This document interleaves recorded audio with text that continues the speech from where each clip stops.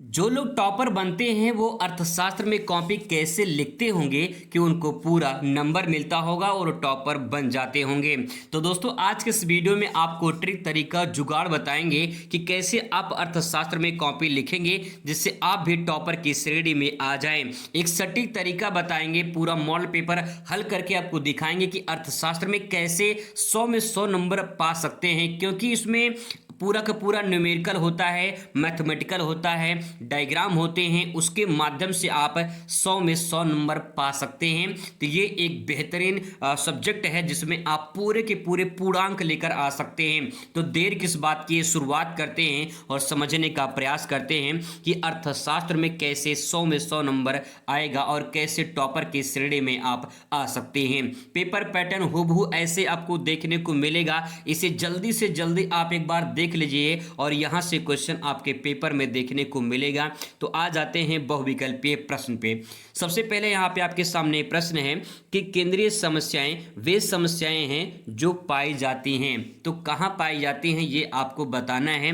बाजार अर्थव्यवस्था में, मिश्रित अर्थव्यवस्था में, केंद्रीकृत अर्थव्यवस्था में, या फिर इनमें से सभी। तो जो केंद्रीय समस्याएं होती हैं वो तीनों में पाई जाती हैं। अगर तीनों में पाई जाती हैं तो इनमें से सभी ये आपका राइट आंसर हो जाएगा।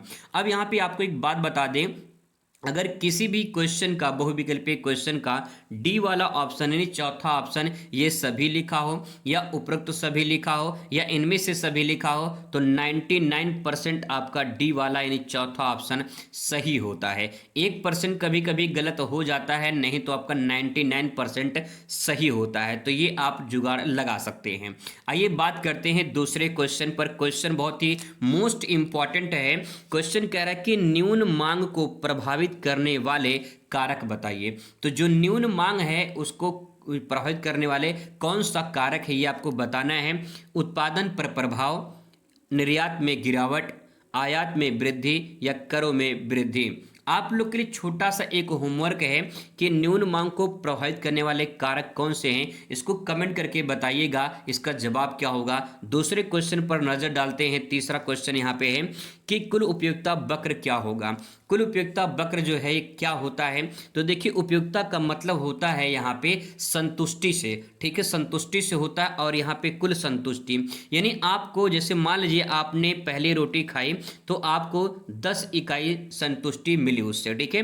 फिर आप दूसरी रोटी खाएं, फिर आपको उससे 8 इकाई संतुष्टि मिली। फिर आप तीसरी इकाई खाएं और इस तीसरी रोटी खाएं तो आपको 6 यूनिट जो है एनर्जी आपको संतुष्टि मिली। तो इस प्रकार से देखेंगे ये ग्राफ पहले ऊपर था, फिर धीरे धीरे जो है ये नीचे गिरने लगता है। तो उसमें क्या आप राइट आंसर होगा, सदैव ऊपर उठता हुआ होता है या फिर सदैव नीचे गिरता हुआ होता है, या फिर प्रारंभ में ऊपर उठता है फिर नीचे गिरता है, या फिर इसकी रचना नहीं की जा सकती है। तो अगर इसको डायग्राम से समझेंगे तो बस आप इतना समझ लीजिए कि पहले देखिए इसमें क्या होता है कि पहले ऊपर उठता है फिर इसके बाद नीचे गिरता है। तो यही आपका प्रारंभ में ऊपर उठता है फिर नीचे गिरता है, ये तीसरा वाला इसमें राइट आंसर हो जाएगा। आइए नजर डालते हैं अगले क्वेश्चन पर। क्वेश्चन है कि कच्चे माल की कीमत है। कच्चे माल की कीमत क्या है, स्पष्ट लागत है, अस्पष्ट लागत है, सामान्य लागत है, या फिर इनमें से कोई नहीं। जो भी कच्चे माल लगाए जाते हैं उसकी कीमत अस्पष्ट होती है। तो यहाँ पे ये पहला वाला आपका राइट आंसर हो जाएगा।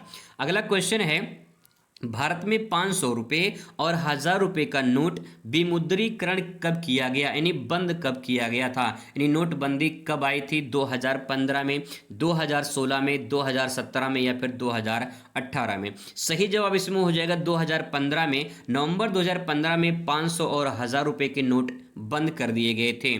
आइए नजर डालते हैं क्वेश्चन नंबर 6 पे। ये क्वेश्चन बहुत ही इंपॉर्टेंट है, 2-3 बार क्वेश्चन रिपीट हुआ है बोर्ड परीक्षा में। क्वेश्चन कह रहा है कि निम्नलिखित में से कौन कौन एक केंद्रीकृत अर्थव्यवस्था की विशेषता नहीं है, पूछा है।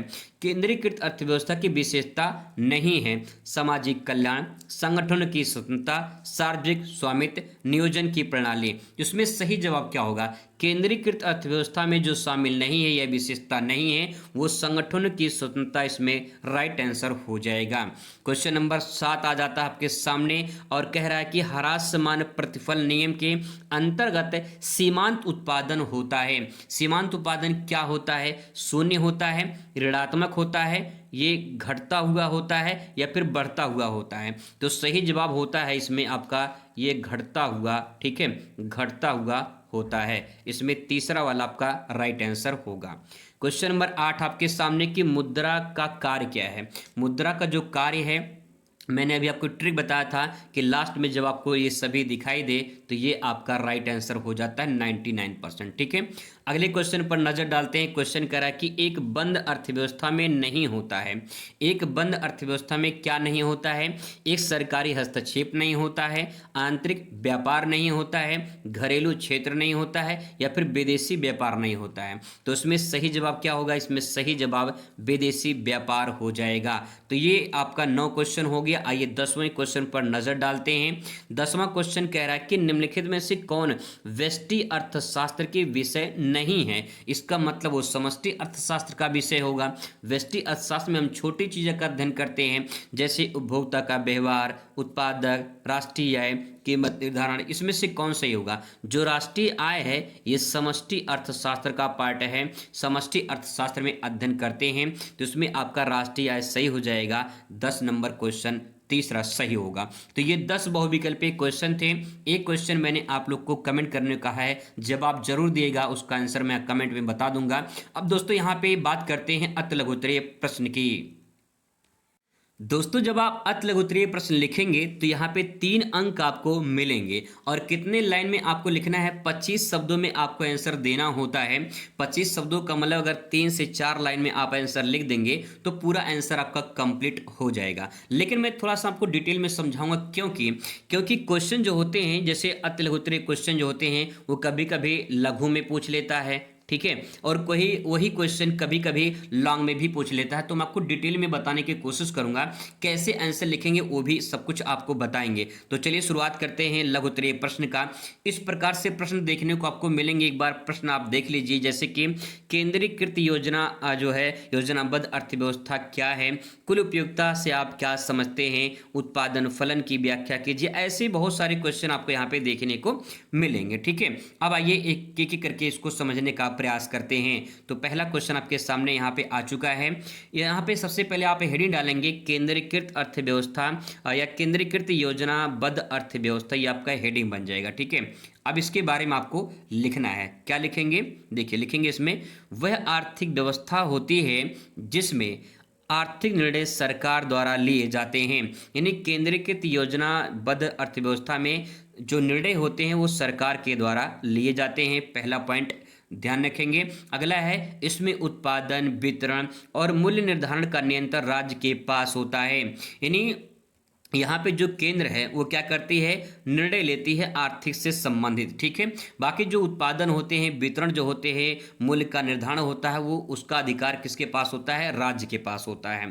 अब आगे इसमें लिखेंगे, संसाधनों का आवंटन, आवंटन मतलब बांटना, सरकारी योजनाओं के आधार पर होता है, जिससे आर्थिक असमानताओं को कम करने और समाजवादी लक्ष्यों को प्राप्त करने का भी प्रयास किया जाता है।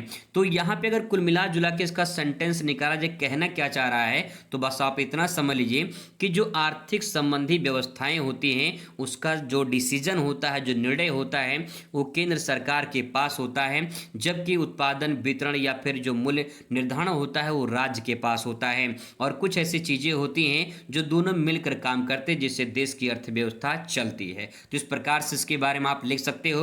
अगले क्वेश्चन पर आ जाते हैं। क्वेश्चन कह रहा है कि कुल उपयोगिता से आप क्या समझते हैं? कुल उपयोगिता के बारे में क्या लिखेंगे? यहाँ पे 2 सेंटेंस है, एक है कुल और यहाँ पे लिखा है उपयोगिता। तो यहाँ पे कुल की बात करें तो जैसे मान लीजिए यहाँ पे 3 + 2 + 6, ठीक है। अब यहाँ पे इस प्रकार से लिखा गया, तो मैं कहूँ कि इसको टोटल करिए, कुल कितना होगा? कुल कितना होगा? 3 2 5 5 6 11 हो जाएगा। तो कुल कितना आया? 11 हो गया। अब यहाँ पे उपयोगिता देखिए, उपयोगिता का मतलब संतुष्टि से होता है। अभी मैंने आपको बताया था कि संतुष्टि का मतलब, जैसे मान लीजिए आपने एक रोटी खाई, आप एक रोटी खा लिए तो आपको 10 इकाई संतुष्टि मिली। फिर आपने दूसरी रोटी खाएं, आप दूसरी रोटी खाएं तो आपको 8 इकाई प्राप्त हुआ, 8 इकाई संतुष्टि मिली। फिर इसके बाद तीसरी इकाई खाएं, आपने तीसरी रोटी खाएं आप तो आपको 6 यूनिट मिला, यानी 6 जो है परसेंट एनर्जी मिली, ऐसे भी कह सकते हैं। तो यहाँ पे आपको टोटल संतुष्टि कितनी मिली, जैसे 10 8 18, 18 6 24, तो 24 क्या हो जाएगा, ये 24 आपकी एनर्जी हो जाएगी, 24 यूनिट आपको एनर्जी मिली है। कुल उपयोगिता यही दर्शाता है। ठीक है, अब आइए इसको थोड़ा सा परिभाषा समझने का प्रयास करते हैं। परिभाषा में क्या आप लिखेंगे, देखिए कुल उपयोगिता जो होती है इसको टोटल यूटिलिटी के नाम से जाना जाता है। किसी उपभोक्ता द्वारा किसी वस्तु के विभिन्न जो इकाई होती हैं उसको उपभोग से प्राप्त कुल संतुष्टि से होती है। सिंपल वर्ड में लिखा गया है कि जो कोई भी उपभोक्ता हो, ये आप भी हो सकते हैं, आप एक उपभोक्ता है मान लीजिए, और जितनी इकाई आप उपभोग करते हैं उससे जितनी आपको संतुष्टि प्राप्त होती है, जैसे मान लीजिए आप 10 रोटी खा लिए तो 10 रोटी से कितनी संतुष्टि मिली आपको, वो जितनी संतुष्टि मिलेगी वही आपकी कुल उपयोगिता कहलाएगी। ठीक है, क्लियर है यहाँ तक। अब आगे देखिए, इसे संख्यात्मक रूप में मापा जा सकता है और यह उपभोग की गई इकाइयों की संख्या बढ़ने के साथ साथ पहले बढ़ती है, फिर स्थिर होती है, अंततः घटती जाती है। अगर इसको डायग्राम से मैं आपको समझाऊं तो बस आप इतना समझिए, पहले क्या होती है, पहले इसमें बढ़ती है, ठीक है, पहले बढ़ती है, फिर एक ऐसी अवस्था आती है जहाँ पे स्थिर हो जाती है, ठीक है, फिर इसके बाद नीचे ये गिरने लगती है, यानी माइनस होने लगती है, ऐसा होता है। तो जो ग्राफ बनेगा इस प्रकार से यहाँ पे ग्राफ बनेगा।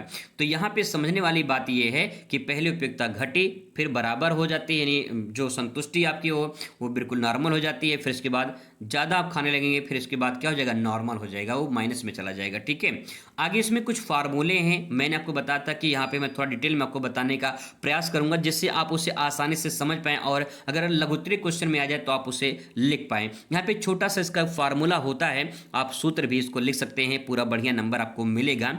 जैसे कुल उपयोगिता सभी सीमांत उपयोगिता का योग होती है। अब इसको इस फॉर्म में ना लिख के यहाँ पे छोटा सा फार्मूला के रूप में लिख सकते हैं कि टोटल यूटिलिटी बराबर यहाँ पे मार्जिनल यूटिलिटी, यानी सिग्मा यहाँ लगा देंगे तो सिग्मा का मतलब जोड़ होता है, योग होता है, यानी जो जितनी सीमांत उपयोगिता होती है उसी के बराबर कुल उपयोगिता होती है। ठीक है, तो यहाँ पे टोटल यूटिलिटी क्या है, यानी कुल उपयोगिता है, और यम यू जो है वो सीमांत उपयोगिता है। एग्जाम्पल के तौर पे यहाँ पे देखिए, यदि कोई व्यक्ति 3 सेब खाता है, ठीक है, 3 सेब खाता है, फिर उसे क्रमशः जो है 10 यूनिट, 8 यूनिट और 6 यूनिट उसे जो है संतुष्टि प्राप्त हुई, तो कुल कितनी उपयोगिता हुई, तो उसको जोड़ लेंगे, टोटल कितना आएगा, 24 आएगा। तो 24 क्या है, ये कुल उपयोगिता है। ठीक है, आई होप दोस्तों आपको समझ में आ गया होगा। ये प्रश्न नहीं समझ में आया है एक बार फिर से आप देख लीजिए, आपको समझ में आ जाएगा। क्वेश्चन नंबर आ जाते हैं अगले क्वेश्चन पर।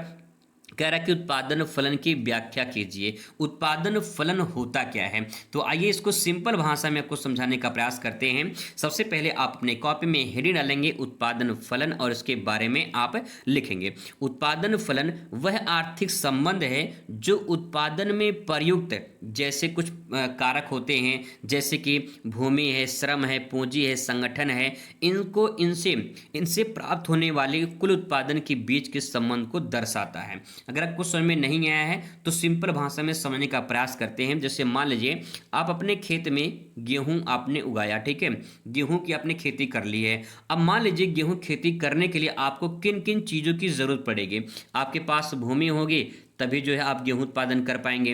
अगर आपके पास भूमि है तो श्रम भी लगेगा, श्रम लगेगा तो पूंजी भी साथ में लगेगी, पूंजी भी लगेगा। ठीक है, तो इस प्रकार से ये भूमि, श्रम, पूंजी ये है क्या, ये ऐसे साधन हैं जो किसी भी उत्पादन को बनाते हैं या उत्पादन करते हैं। तो इन साधनों, जो ये साधन है और जो उत्पादन है, इसी के संबंध को दर्शाना उत्पादन फलन कहलाता है। क्लियर हो चुका है।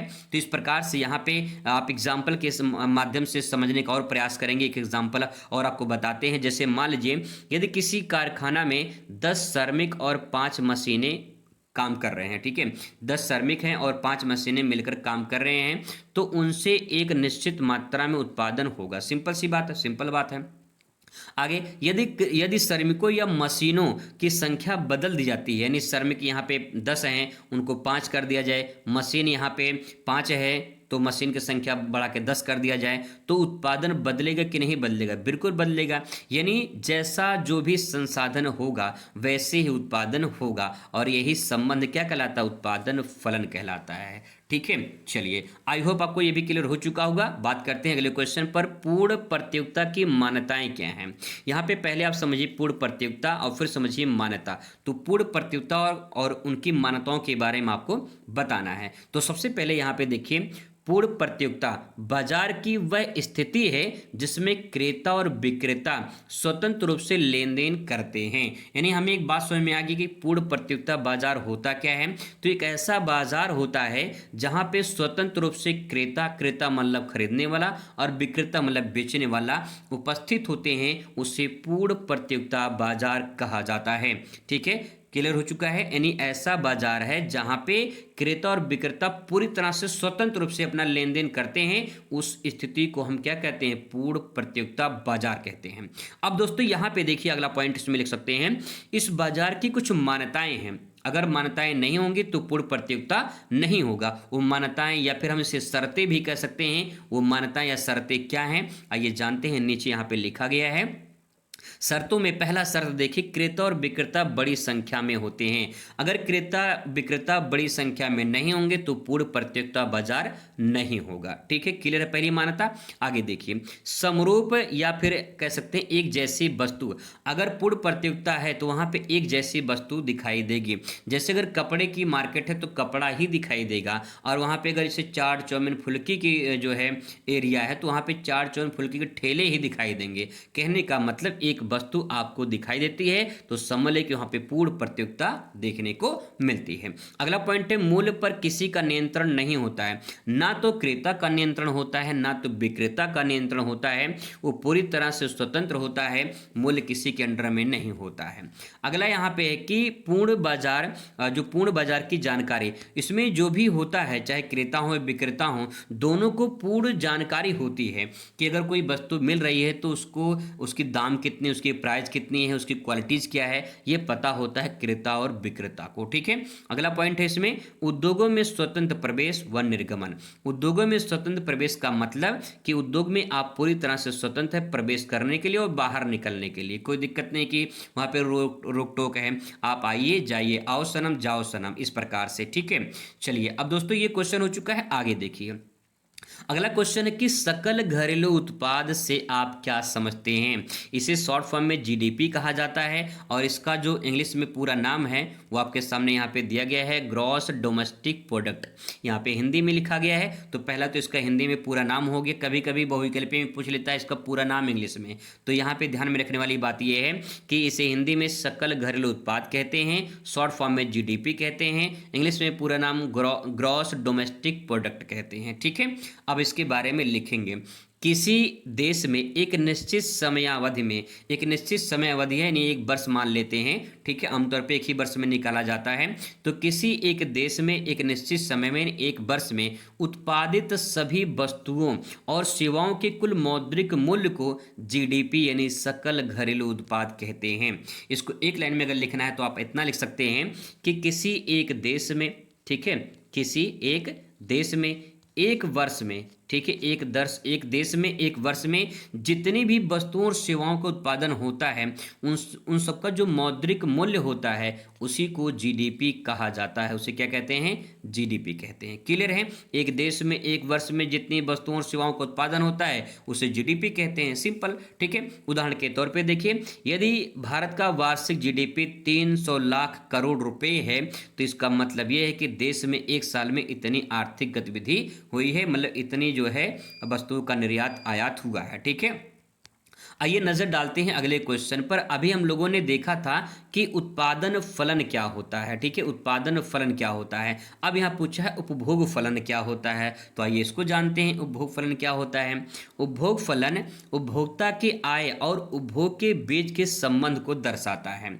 अभी वो जो उत्पादन फलन था वो जितने साधन हैं, ठीक है, जितने साधन हैं उत्पादन के उन उत्पादन के साधन, ठीक है, इन दोनों के बीच के जो संबंध है उसको दर्शाता था उत्पादन फलन, यानी कितना उत्पादन हो रहा है और उत्पादन के जो साधन है इनका जो भी संबंध है, इसी संबंध को दर्शाना उत्पादन फलन कहलाता है। यहाँ पे कह रहा है कि उपभोग फलन उपभोग की जो आय है, ठीक है, यानी जितनी आपकी आय है और जितना आपका खर्चा है, यानी व्यय कहते हैं खर्चा, इन दोनों का जो संबंध है उसे उपभोग फलन कहते हैं। क्लियर है? बहुत सिंपल सेंटेंस दोस्तों, बहुत ही नॉर्मल, अच्छे से समझ सकते हैं उत्पादन फलन को और उपभोग फलन को।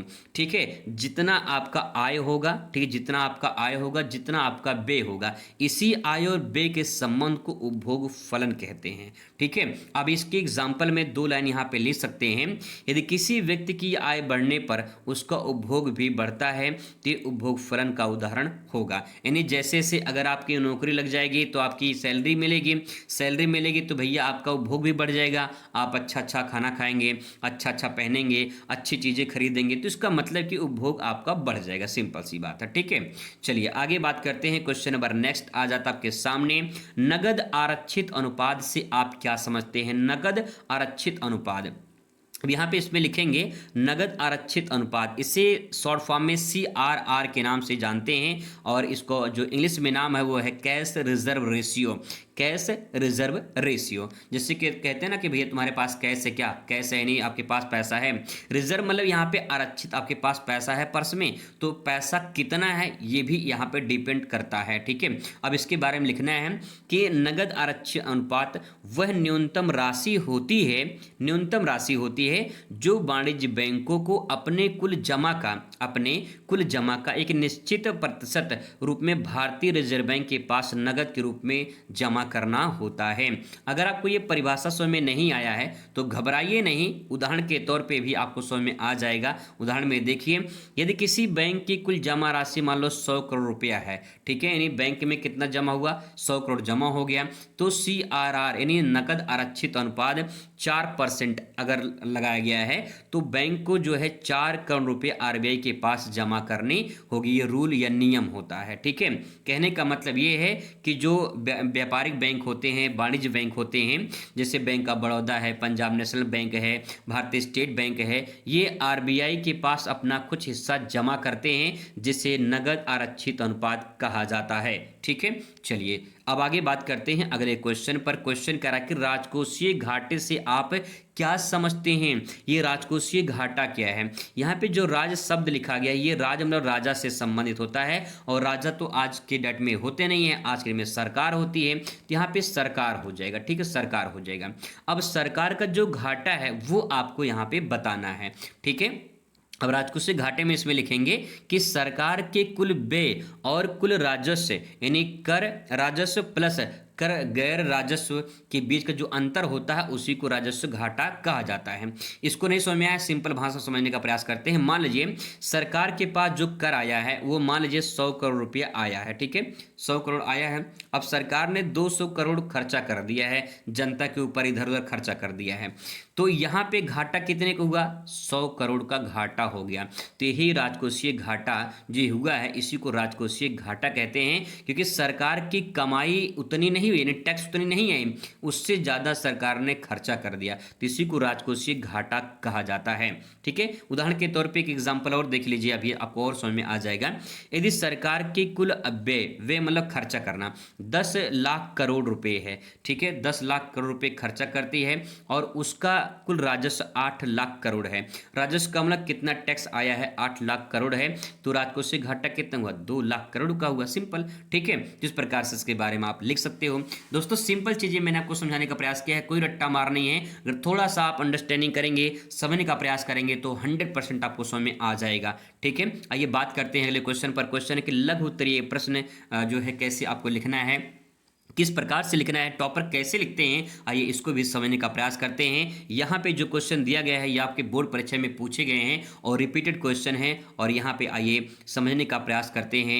19 नंबर क्वेश्चन है कि मांग की कीमत लोच, इसके बारे में आपको बताना है। मांग की कीमत लोच और इसके प्रभावकारी कारक कौन कौन से हैं। तो पहले आपको ये समझना है कि आखिर मांग की कीमत लोच होती क्या है, पहले आप ये जान लीजिए। तो आइए जानने का प्रयास करते हैं। तो यहाँ पे लिखेंगे मांग की कीमत लोच यह दर्शाती है कि किसी वस्तु की कीमत में परिवर्तन होने पर उसकी मांग में कितना प्रभाव होता है या मांग कितनी बदलती है। ठीक है, कहने का मतलब ये है कि जो वस्तु होती है उस वस्तु की कीमत में कितना परिवर्तन हो रहा है।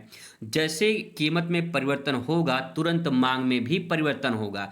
आगे समझिए भी और आपको क्लियर हो जाएगा। जैसे यहाँ पे देखिए, यदि मांग अधिक बदलती है तो इसे लोचदार कहा जाता है। यहाँ पे सेंटेंस लोचदार बेलोचदार की है, जिसे इलास्टिक इन इलास्टिक कहा जाता है। तो यहाँ पे अगर मांग अधिक बदलती है, ठीक है, तो उसे हम लोचदार कहते हैं, पहला पॉइंट। दूसरा है यदि बहुत कम बदलती है तो उसे हम बेलोचदार कहते हैं। ये सेंटेंस बहुत ही काम की है क्योंकि आगे अभी सेंटेंस इसका आप इस्तेमाल करेंगे और अर्थशास्त्र में कीवर्ड जो होती है वही आपका मेन फैक्ट होता है। जैसे मांग की कीमत लोच क्या होती है और फिर बेलोचदार क्या होती है या फिर लोचदार क्या होती है, ये परिभाषाएं पूछता है। तो ये भी आप ध्यान रखेंगे। अगर मांग अधिक बदल जाती है कीमत के परिवर्तन होने से, ठीक है, तो उसे लोचदार कहते हैं, और अगर मांग कम बदलती है तो उसे बेलोचदार कहा जाता है। ठीक है, अब इसको जो है आगे लिखेंगे कि मांग की कीमत लोच को प्रभावित करने वाले कुछ कारक हैं। वो कौन कौन से कारक हैं वो आपको यहाँ पे अब लिखना है। तो आइए के करके समझने का प्रयास करते हैं, क्योंकि ये लघु उत्तरीय प्रश्न है तो आपको थोड़ा सा इसके बारे में आप लिखना पड़ेगा, तभी पूरा अंक आपको मिलेगा। जैसे पहला पॉइंट है विकल्प की उपलब्धता। इसका मतलब क्या है? विकल्प की उपलब्धता जो है ये कैसे मांग की कीमत को लोच को प्रभावित करेगा। देखिए अभी कैसे प्रभावित करता है। यदि किसी वस्तु का अच्छा विकल्प उपलब्ध हो तो उसकी मांग अधिक लोचदार होती है। अब यहाँ पे मैंने आपको बताया ना, यहाँ पे लोचदार, तो यहाँ पे देखिए बहुत अधिक बदलती है तो क्या कहेंगे? लोचदार कहेंगे। ठीक है, वही बात को यहाँ पे आपको समझना है, तो इसलिए मैंने पहले आपको ऊपर बता दिया है। अब यहाँ पे जैसे कि चाय की कीमत अगर बढ़ जाए तो लोग कॉफ़ी पीना पसंद करते हैं, और कॉफ़ी की कीमत बढ़ जाए तो लोग चाय पीना पसंद करते हैं। तो इस प्रकार से जहाँ पे विकल्प उपलब्ध हो मांग प्रभावित होता है कि नहीं? बिल्कुल होता है। यानी आपके पास ऑप्शन है, आपके पास मौके हैं, आपके पास चांस है, कुछ भी आप अपना सकते हैं। तो इसी प्रकार से यहाँ पे जो विकल्प के उपलब्ध होते हैं वो मांग को प्रभावित करते हैं, पहला पॉइंट। दूसरा देखिए आवश्यकता फिर या विलासिता। आवश्यकता या फिर विलासिता वस्तुओं का मतलब क्या होता है? आवश्यक वस्तुएं जैसे दवा बेलोचदार होती है, इसमें मांग जो है वो कम प्रभावित होती है क्योंकि सबको ज़रूरत होती है दवा के। और जबकि विलासिता वस्तुएं जैसे कार अधिक लोचदार होती है। अब इसमें क्या होगा कि अगर कीमत अधिक में परिवर्तन हो जाएगी तो मांग में भी कहीं न कहीं परिवर्तन देखने को मिलेगा। तो क्या हो जाएगा? लोचदार हो जाएगा। और दवा सबको ज़रूरत होती है, उसकी मांग में कम परिवर्तन होते हैं, कीमत कितना भी बढ़ जाए जो है जो उसकी डिमांड होती है वो ज़्यादा प्रभावित नहीं होती, तो क्या होती है? वो बेलोचदार होती है। ठीक है, चलिए आगे दोस्तों बात करते हैं अगले पॉइंट पर। आय में खर्च का और अनुपात जो है ये भी प्रभावित होता है। आय में खर्च का अनुपात का मतलब क्या है? यहाँ पे यदि कोई वस्तु उपभोग की कुल आय का बड़ा खर्चा करती है, जैसे कि कोई वस्तु है उपभोग का कुल आय का बड़ा खर्चा कराती है, तो उसकी मांग अधिक लोचदार होगी। जैसे देखिए उदाहरण के तौर पे देखिए, पेन की कीमत बढ़ने पर मांग नहीं घटेगी। अगर पेन की कीमत बढ़ जाती है तो मांग नहीं घटेगी, लेकिन अगर कार की कीमत जो है बढ़ने पर मांग घट सकती है। समझ में आ रही है बात? कीमत अगर पेन की बढ़ जाए तब भी लोग पेन से लिखेंगे, भाई सिंपल सी बात, ज़रूरत हो उसकी। लेकिन अगर कार की कीमत बढ़ जाए तो मांग अपने आप क्या हो जाएगी? घट जाएगी। ठीक है, आइए बात करते हैं अगले पॉइंट पर। अगला पॉइंट है उपयोग की बहुलता। उपयोग की बहुलता का मतलब यह है कि जिन वस्तुओं का उपयोग कई उपयोग होते हैं उनकी मांग अधिक लोचदार होती है। जैसे दूध की कीमत बढ़ने पर लोग इसका उपयोग कम कर सकते हैं, तो ये क्या हो जाएगा? उपयोग की बहुलता हो जाएगी। ठीक है, आगे पॉइंट हो जाएगा नेक्स्ट आपका सामने यहाँ पे है उत्पादन में अल्पकाल और दीर्घकाल में अंतर बताइए। अल्पकाल और दीर्घकाल में अंतर आपको लिखना है। तो सबसे पहले आप यहाँ पे लिखेंगे अल्पकाल। ये अल्पकाल में क्या अंतर है, कैसे लिखेंगे इसके बारे में? अल्पकाल वह अवधि है जिसमें कुछ उत्पादन कारक जैसे कि पूंजी भूमि स्थिर रहते हैं, केवल कुछ कारक जैसे श्रम बदले जा सकते हैं। तो यहाँ पे जो क्वेश्चन पूछ रहा है उस क्वेश्चन का मतलब पहले आपको समझ में आना चाहिए कि उत्पादन में अल्पकाल और दीर्घकाल, यानी उत्पादन में कुछ लोग होते हैं जो लंबे समय तक चलते हैं और कुछ लोग होते हैं जो कम समय के लिए चलते हैं। तो अल्पकाल में जैसे श्रम है, श्रम बदलते रहते हैं, कम ज़्यादा होते रहते हैं, तो यहाँ पे क्या हो जाएगा, अल्पकाल हो जाएगा। लेकिन कुछ ऐसी चीज़ें होती हैं जो उत्पादन में लंबे समय तक चलते हैं, जैसे जैसे क्या चल सकते हैं, तो यहाँ पे नीचे आप आएंगे, इसका एग्जाम्पल देख लेते हैं पहले। यदि किसी फैक्ट्री में मशीनें और भवन स्थिर हैं लेकिन मजदूरों की संख्या बढ़ाई घटाई जा सकती है, तो यह अल्पकालीन उत्पादन होगा। पहला पॉइंट क्लियर हो चुका है। आगे देखिए दूसरे पॉइंट में आ जाते हैं, दीर्घकालीन। अब इसमें लिखेंगे दीर्घकालीन या दीर्घकाल एक ही बात है। इसमें दीर्घकाल वह अवधि होती है जिसमें सभी उत्पादन कारक परिवर्तनशील होते हैं, यानी कोई भी कारक स्थिर नहीं होता है। ये परिवर्तनशील होते हैं, स्थिर नहीं होता है। जैसे अगर कोई कंपनी अपनी फैक्ट्री की मशीनें, तकनीकी और श्रमिकों की संख्या बदलकर उत्पादन बढ़ा रही हो, तो ये दीर्घकालीन उत्पादन कहलाता है। कहने का मतलब ये कि लंबे समय तक चलने वाली प्रक्रिया जो होती है, उत्पादन जो होता है, वो दीर्घकालीन उत्पादन के अंतर्गत आता है। ठीक है, अगर आप इसे शॉर्ट में आंसर लिखना चाहते हैं तो अल्पकाल और दीर्घकाल में अंतर ऐसे भी लिख सकते हैं। यहाँ पे मैंने एक चार्ट के माध्यम से आपको जो है समझाया है। जैसे यहाँ पे देखिए अल्पकाल और दीर्घकाल में अंतर, तो यहाँ पे आधार लिखा गया है। आधार मतलब यहाँ पे कुछ ऐसे पॉइंट लिखना है आपको, और यहाँ पे अल्पकाल है, शॉर्ट टर्म, यहाँ पे है लॉन्ग टर्म है। ठीक है, दीर्घकाल, तो यहाँ पे उत्पादन पहले कारक हो जाएगा। उत्पादन कारक में क्या होता है, इसमें कुछ स्थिर होते हैं और कुछ परिवर्तन होते हैं अल्पकाल में। ठीक है, और यहाँ पे दीर्घकाल में यहाँ पे सभी क्या होते हैं, परिवर्तन होते हैं, नहीं सभी बदले जा सकते हैं। पहला पॉइंट। दूसरा, लचीलापन। लचीलापन का मतलब ये है कि इसमें सीमित विस्तार संभव होता है। इसमें हम थोड़ा ही विस्तार कर सकते हैं, लेकिन इसमें हम पूरा विस्तार ही कर सकते हैं दीर्घकाल वाले में। ठीक है, अगला है तकनीकी परिवर्तन। इसमें हम तकनीकी परिवर्तन देखें तो अल्पकाल में इसमें नहीं या फिर कम होता है, और दीर्घकाल में इसमें अधिक और संभव भी है, तकनीकी परिवर्तन किया जा सकता है। अगला पॉइंट है इसमें पैमाने की आर्थिकता। पैमाने की आर्थिकता का मतलब ये है, इसमें लागू नहीं होता है कि क्या पैमाना है क्या नहीं है, लेकिन इसमें लागू होता है कि हमें कितना उत्पादन करना है, किस आधार पे करना है, किस कंपनी किस फैक्ट्री में कितना क्या करना है, वो सब कुछ लागू होता है। ठीक है, अगला है व्यवसाय का निर्णय। व्यवसाय का जो इसमें निर्णय होता है वो सीमित होता है, लेकिन इसमें विस्तृत और रणनीतिक के तहत किया जाता है, क्योंकि इसमें दीर्घकालीन उत्पादन होता है। तो ऐसे इसको भी आप लिख सकते हैं। आइए बात करते हैं अगले क्वेश्चन पर। क्वेश्चन है कि राष्ट्रीय आय की अवधारणा क्या है। राष्ट्रीय आय की अवधारणा, इसमें लिखेंगे राष्ट्रीय आय किसी देश के एक निश्चित अवधि, ठीक है, निश्चित अवधि या फिर एक वर्ष में उत्पादित सभी वस्तुओं और सेवाओं के जो मूल्य होते हैं उसी को राष्ट्रीय आय कहते हैं। आपको लग रहा होगा कि यार ये तो जो है सकल घरेलू उत्पाद यानी जीडीपी का परिभाषा है। हाँ बिल्कुल, परिभाषा वही है, सेम परिभाषा जीडीपी में भी इसमें इस्तेमाल कर सकते हैं। बस इसमें थोड़ा सा अंतर ये होता है कि इसमें जो विदेशी पैसा होता है उसको भी इसमें इंक्लूड किया जाता है। जो विदेशों से पैसा आता है उसको राष्ट्रीय आय बन जाता है। ठीक है, अब इसमें कुछ घटक हैं, मुख्य घटक कौन कौन से हैं आइए इसको जानने का प्रयास करते हैं। तो देखिए यहाँ पे घटक हैं सकल घरेलू उत्पाद यानी जीडीपी। देश में उत्पादित वस्तुओं और सेवाओं का जो कुल मूल्य होता है उसे हम जीडीपी कहते हैं, ये इसके घटक हैं।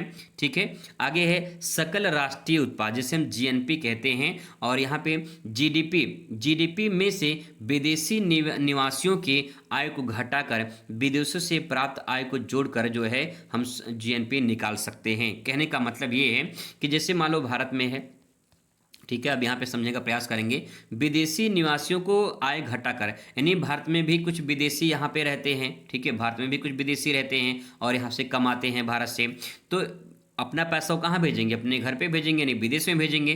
तो विदेशी जो निवासी के पैसे हैं उनको माइनस कर देते हैं। ठीक है, उनको माइनस कर देते हैं, और भारत के भी तो कुछ विदेश में कमा रहे हैं, उनका पैसा आएगा तो उनको पैसों को जोड़ देते हैं। जो उनको पैसों को जोड़ देंगे तो जीएनपी निकल जाएगा। ठीक है, सकल राष्ट्रीय उत्पाद निकल जाएगा। ठीक है, आगे यहाँ पे राष्ट्रीय शुद्ध उत्पाद जिसे हम एनएनपी के नाम से जानते हैं, राष्ट्रीय शुद्ध उत्पाद, इसमें लिखेंगे कि इसमें जीएनपी से पूंजी की घिसावट घटाने के बाद जो बचा हुआ मूल्य होता है उसे हम शुद्ध राष्ट्रीय उत्पाद कहते हैं। कहने का मतलब ये है कि इसमें जैसे कि मान लीजिए आपका कोई वस्तु आपने खरीदा, ठीक है, कोई वस्तु आपने खरीद लिया, जैसे मान लीजिए आपने बाइक खरीदा, ठीक है, बाइक खरीदा आपने, बाइक आप खरीद के लेकर आए हैं और उसको 1 महीने बाद अगर बाइक को बेचेंगे तो क्या उतनी ही कीमत मिलेगी जितना आप खरीद के लेकर आए हैं? ऐसा नहीं होगा, उसका दाम कुछ ना कुछ कम हो जाएगा। तो जो कम होगा वही घिसावट होता है। ठीक है, वही आपका क्या होता है, घिसावट होता है। घिसावट के बाद जो पैसा बचेगा वो आपका शुद्ध राष्ट्रीय उत्पाद के नाम से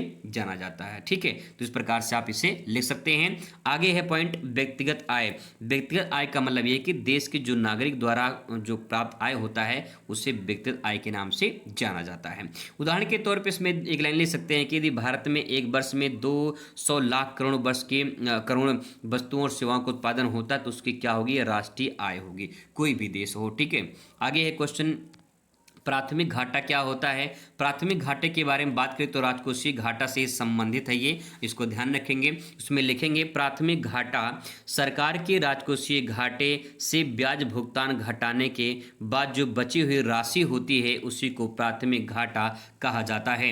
इस एग्जाम्पल से जो है आप यहाँ पे फार्मूले से समझ पाएंगे। अगर आपको प्राथमिक घाटा निकालना है तो राजकोषीय जो घाटा होता है और माइनस ब्याज की भुगतान उसको माइनस कर देंगे तो जो प्राथमिक घाटा है वो निकल जाएगा। ठीक है, एग्जाम्पल यहाँ पे इसका महत्व देख लीजिए। यह दर्शाता है कि सरकार कितना नया ऋण ले रही है और ब्याज भुगतान के बिना ले रही है, तो इसका ये महत्व हो जाएगा। आइए और इसमें एग्जाम्पल के माध्यम समझते हैं।